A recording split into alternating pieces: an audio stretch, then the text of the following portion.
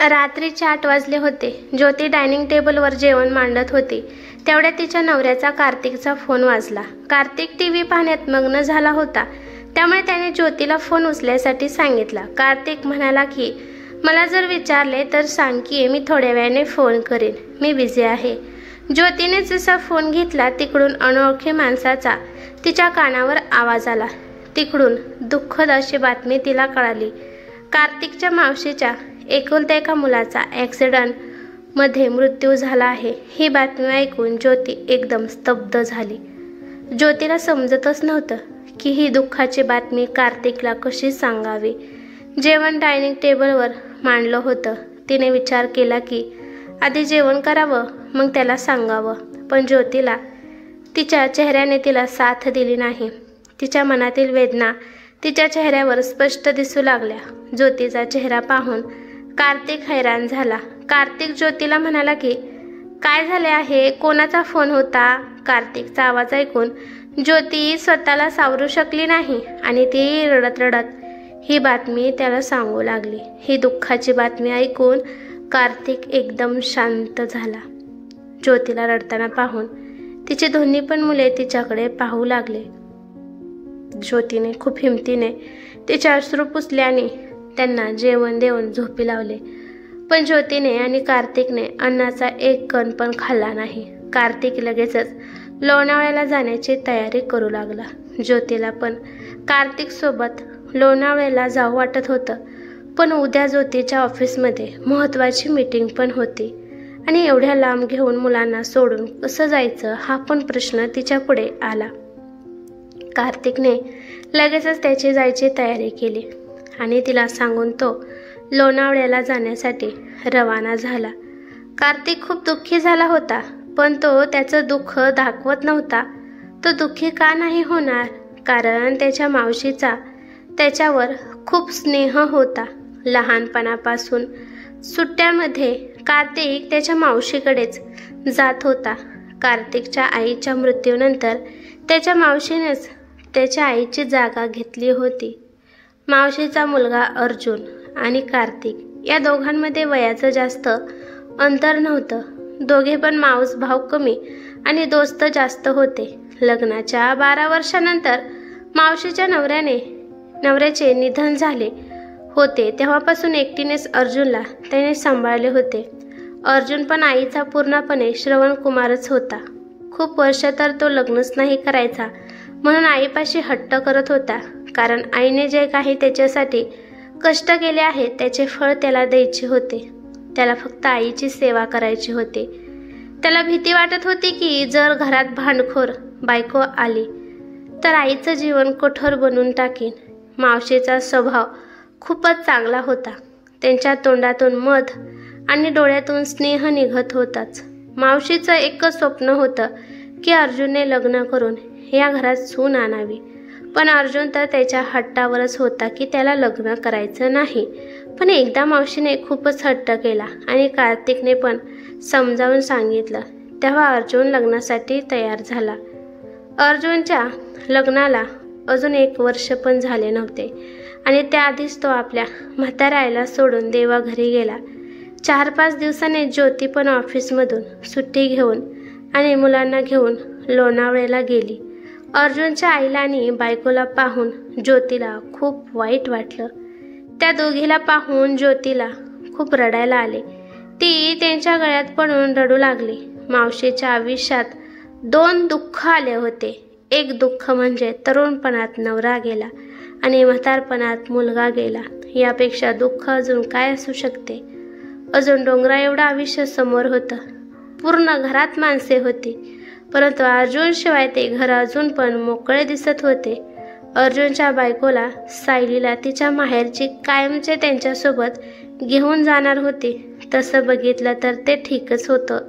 ज्योतीला वाटलं की या घरापासून लांब राहिल्यावर सायलीच्या जखमा लगेच भरून निघतील आणि त्यामुळे परत तिचा दुसरं लग्न करण्यासाठी सोपं जाईल. कोणत्या पण स्त्रीला एकटीला आयुष्य काढणं खूप अवघड आहे. असं पण आयुष्य जगण्यासाठी कोणता तरी बहाणा लागतो. आई बापाच्या सांगण्यावरूनच सायली 2 हिस्स्यामध्ये वाटली गेली होती. सायलीला अर्जुनच्या आठवणीत आयुष्य काढायचं होतं. मावशी काहीच बोलत नव्हती, कारण बोलण्यासारखं त्यांच्याकडे काहीच राहिलं नव्हतं. त्यांना पण जगण्यासाठी काहीतरी बहाणा पाहिजे होता आणि तो बहाणा फक्त आता त्यांची सायली होती. पण सायलीचं पुढचं आयुष्य पाहून त्या गप्प बसल्या. एके दिवशी सगळ्यांनी खूप मजबूत होऊन सायलीला हा निर्णय सांगितला की तू माहेरी गेलेलं चांगलं होईल. अशी पण सायली म्हाताऱ्या मावशीसोबत किती दिवस राहणार होती. तिला आता तिचं भविष्यसुद्धा पाहावे लागणार होते. मावशी खूप दुःखी झाली होती आणि ज्योती तिच्या नवऱ्याकडे कार्तिककडे पाहत होती. तो सुद्धा मनातून खूप तुटला होता. त्याची हालत पाहून तिला खूप वाईट वाटत होतं. तिने हिम्मत करून मावशीला सांगितलं की हे बघा मावशी, आता तुम्ही एकटा या घरात राहायचं नाही, तुम्ही आमच्यासोबत यायचं आहे. इथे प्रत्येक वस्तूमध्ये अर्जुन भाऊजीच्या आठवणी आहेत आणि त्या आठवणी तुम्हाला जगू द्यायच्या नाहीत. मावशी म्हणाली, सुनबाई, मी तर जगतच आहे. आता माझा मृत्यू जवळ आला आहे. आता माझ्या आयुष्यात काय उरले आहे? माझा तरुण मुलगा देवाघरी गेला. आणि असं म्हणून त्या मोठमोठ्याने रडू लागल्या. ज्योती पण स्वतःला आवरू शकली नाही. ती पण त्यांच्यासोबत रडू लागली. थोड्या वेळाने त्या घरात शांतता पसरली. ज्योती म्हणाली की मावशी, तुम्हाला जगायचं आहे, आमच्यासाठी तुम्हाला जगायचं आहे. सुनबाई, माझ्यासाठी त्रास करून घेऊ नकोस. आता माझ्या आयुष्यात काहीच उरले नाही. हे बघा मावशी, आम्हाला तुमची गरज आहे, त्यामुळे तुम्ही आमच्यासोबत यायचं आहे. ज्योतीचं बोलणं ऐकून इकडे कार्तिकच्या चेहऱ्यावर जरा चमक आली होती आणि ती चमक ज्योतीला दिसली होती. कार्तिक लगेच त्याच्या जागेवरून उठला आणि मावशीपाशी बसून म्हणाला की मावशी, तू माझ्यात आणि अर्जुनमध्ये कधीच भेदभाव केला नाही. दोघांना समान प्रेम दिलं. तुझा हा मुलगा अजून जिवंत आहे. हे बघ मावशी, तुला मुलगा, तुला सून आणि तुला नातवंड पण आहेत. त्यांना सोडून तू इथे एकटी कशी राहू शकते? मावशी म्हणाले की हो बाळा, तुम्ही सगळे माझेच आहात, पण आता या वयात मी तुमच्यावर ओझं बनून राहणार नाही. मावशी, आई कधीच ओझं नसते. आम्ही तुमचं दुःख कमी करणार आहोत. ज्योती म्हणाली, जर तुम्हाला तिथे करमलं नाही तर तुम्ही इकडे निघून येऊ शकता.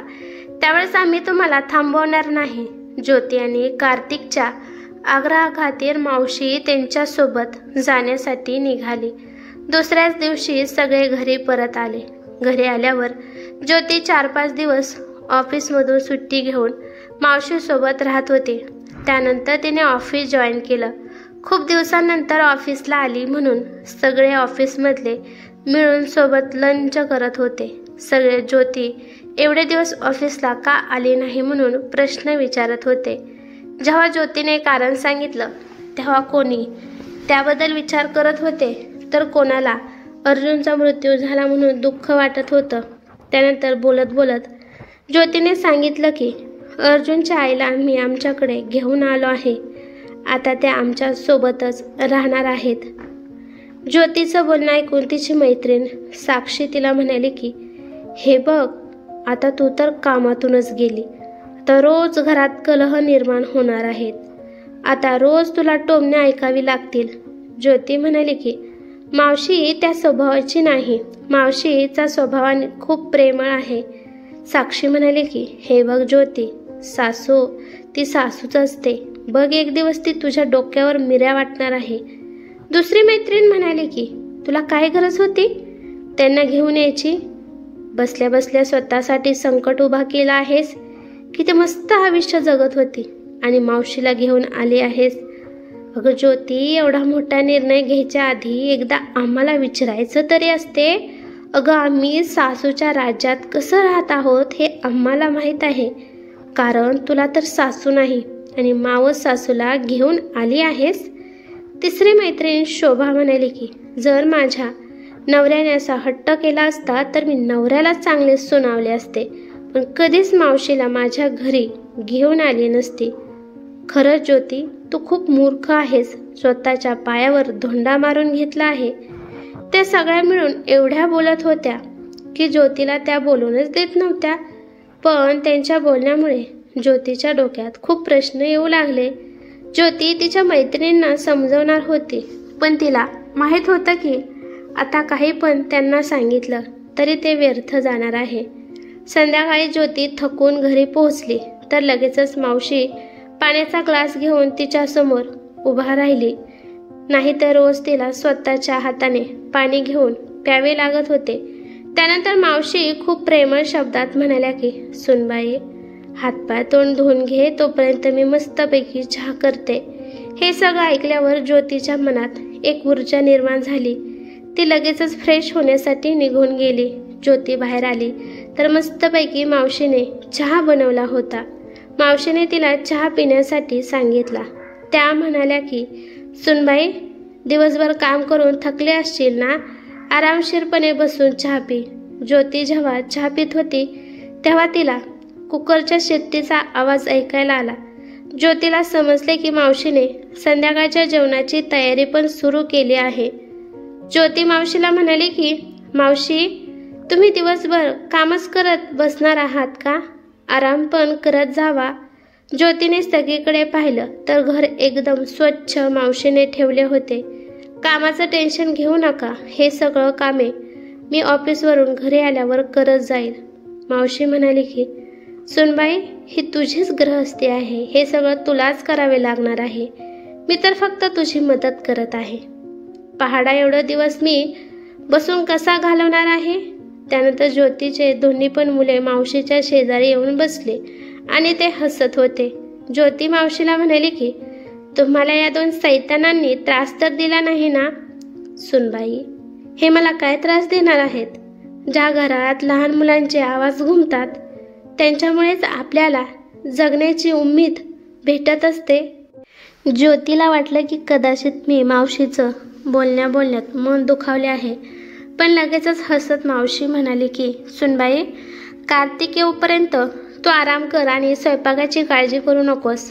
आणि असं म्हणून दोन्ही पण मुलांच्या हाताला पकडून मावशी त्यांच्या खोलीत निघून गेल्या.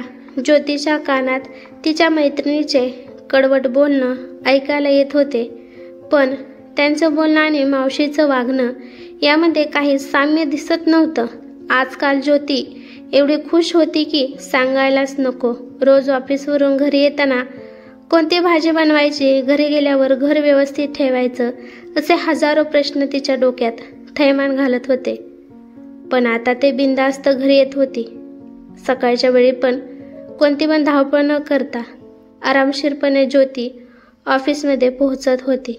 कारण राहिलेले काम मावशी बिनधास्त करत होती.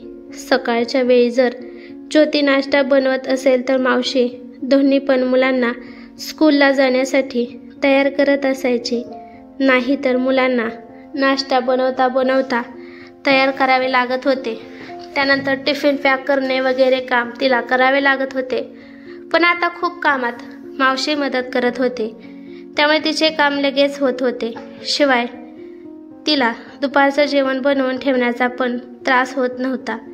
कारण मुली आल्यावर मावशी गरम गरम जेवण त्यांच्यासाठी बनवत होती. दोन्ही पण मुले मावशीच्या आश्रयाखाली खूप सुरक्षित होती, त्यामुळे ज्योतीला काहीच काळजी वाटत नव्हती. संध्याकाळी जेव्हा ज्योती घरी येत होती तेव्हा हसून मावशी तिचं स्वागत करत होत्या आणि मुलं पण नेहमी खळखळून हसताना तिला दिसत होते. मुले पण टायमाला सगळा अभ्यास करत होती.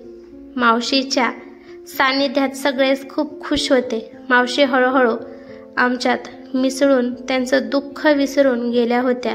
एके दिवशी तब्येत ठीक नव्हती म्हणून ज्योती दुपारच्याला माघारी आली आणि बघता बघता तिला खूप ताप आला. मावशी आता खूप काळजीत पडली होती.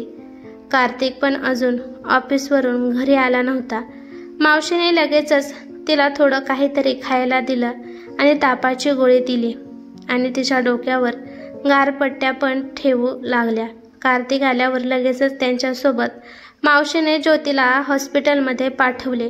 घरी आल्यावर पण तिचा ताप काही केल्या कमी होत नव्हता. मावशी तिच्या आसपाशी बसून राहत होती. मावशीच्या मनात माझ्याबद्दल एवढा स्नेह आहे हे पाहून ज्योतीच्या डोळ्यात पाणी आले. तिने मावशीचा हात हातात घेतला आणि म्हणाली की मला एक सांगा, तुम्ही कार्तिक यांची मावशी आहात का की माझी आई आहात? मावशी म्हणाली की अगं वेडाबाई, पहिले मी तुझी आई आहे आणि नंतर कार्तिकची मावशी आहे. सून मुलगी असू शकत नाही का? आणि सासू कधी आई नसते का? मावशीच्या तोंडातून आणि डोळ्यातून तिच्याबद्दल असणारं प्रेम तिला दिसत होतं आणि ते फक्त मावशीकडेच पाहत होती. ज्योती आजारी आहे म्हणून तिच्या मैत्रिणी या तिला भेटायला आल्या. जेव्हा त्या घरी आल्या तेव्हा त्यांनी मावशीचं आईसारखं रूप पाहिलं. तेव्हा त्यांना स्वतःचीच लाज वाटू लागली की देवीसारख्या मावशीबद्दल आपण वाईट साईट ज्योतीच्या मनात भरवलं. पण या तर ज्योतीची किती मनापासून काळजी घेत आहेत. मावशी आसपास असल्यामुळे त्या काही बोलू शकल्या नाही. जेव्हा ज्योती ठीक झाली तेव्हा ती ऑफिसला गेली. प्रथम सगळ्या मैत्रिणींनी तिची माफी मागितली आणि म्हणाल्या की आम्हाला माफ कर ज्योती. आम्हाला वाटले की सगळ्या सासू एकसारख्याच असतात. तुझ्या नवऱ्याची मावशी तर किती प्रेमळ आहे. समजतच नव्हतं की ती तुझी सासू आहे. ज्योती हसत त्यांना म्हणाली की जरी माझ्या मनात तुम्ही ते विचार भरले परंतु मला मावशीचा स्वभाव पूर्णपणे माहीत होता. मावशीच्या आधाराने मी खूप खुश आहे. त्यांच्यामुळेच मी एवढी आनंदी दिसत आहे. माझ्या पाठीमागे माझ्या मुलांची माझ्यापेक्षा पण जास्त त्या काळजी घेत असतात. कार्तिक पण मावशीपाशी राहून खुश आहे. जेव्हा आपला परिवार खुश असतो तेव्हा तर आपल्याला आयुष्य जगण्याची मज्जा येते आणि हाच आनंद आपण अनुभवला पाहिजे. ही कथा कशी वाटली ते मला कमेंट करून नक्की सांगा. कथा आवडली तर लाईक शेअर नक्की करा आणि चॅनलवरती नवीन असाल तर चॅनलला सबस्क्राईब करा. धन्यवाद.